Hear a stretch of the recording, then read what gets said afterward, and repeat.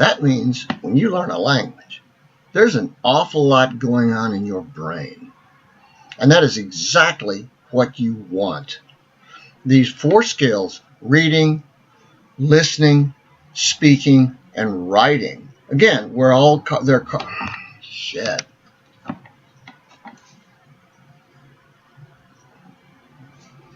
That's an awful lot going on in your brain. And that's exactly what you want. When you're trying to learn, you want as much going on in your brain at the same time as you can possibly get.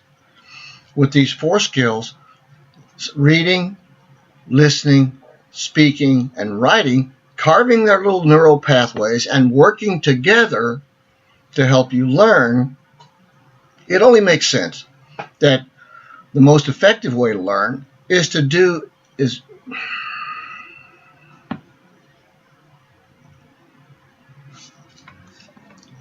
that's an awful lot going on in your brain. And that's exactly what you want. In fact, when you're trying to learn anything, you want as much going on in your brain as possible.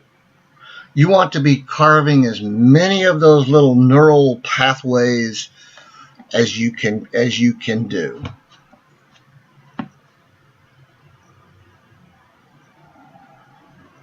That's an awful lot going on in your brain. And that's exactly what you want. In fact, when you're trying to learn anything, you want to get as much going on in your brain as you can possibly get. You want as much carving of those little neural paths as can possibly take place. That means you want to be doing more than one thing at once.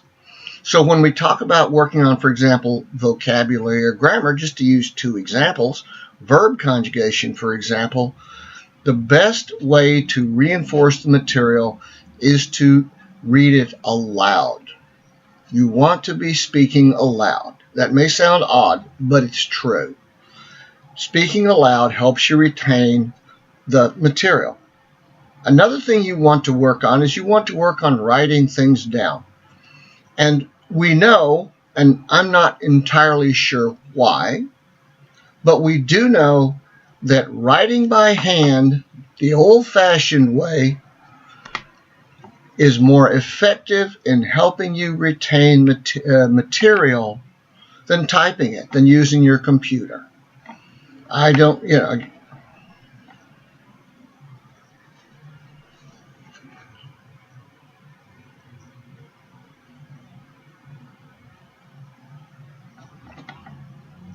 That's an awful lot going on in your brain. And that's exactly what you want.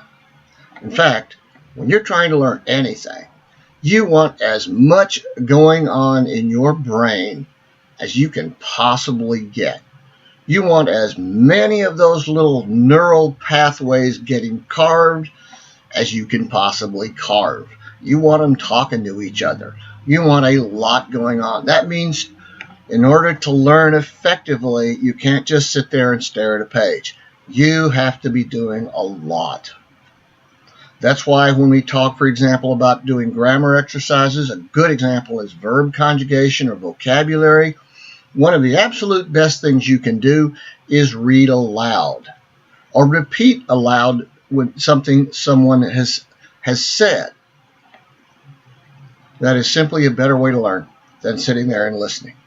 Another thing you can do and should be doing is writing. And we know that writing by hand, the old-fashioned way, is a lot more effective in helping you retain material and helping you move that material from short-term memory to long-term memory than typing on a computer. I love my computer and I use it all the time, but the fact is, when I'm studying, one of the things I will do is write by hand, and I write by hand a lot. I will copy and recopy and reorganize and get as involved with that material as I can. One of my favorite little tricks are these little index cards. It's cheap, it's portable, and it doesn't need batteries or an electrical outlet.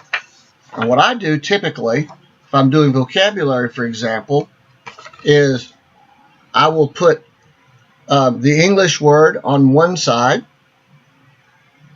and then I will flip it over and put the word that I'm working on in the target language, in this case it happens to be Portuguese, on the other. That way I can go from English to Portuguese and Portuguese to English and back again, and I can keep doing this for as long as I need to. Now, when you start making these little decks, one of the most effective ways to use them is to put no more than 5 new terms in the deck at a time, and then go through these things repetitively over and over until you get the new term right 3 times in a row. At that point, you can retire it and you can put a new term in the deck. And you keep doing that. And that is a very effective way to take that knowledge that you're trying to remember and trying to be able to use, to take that knowledge from your short-term memory and cram it into your long-term memory where it's going to stay.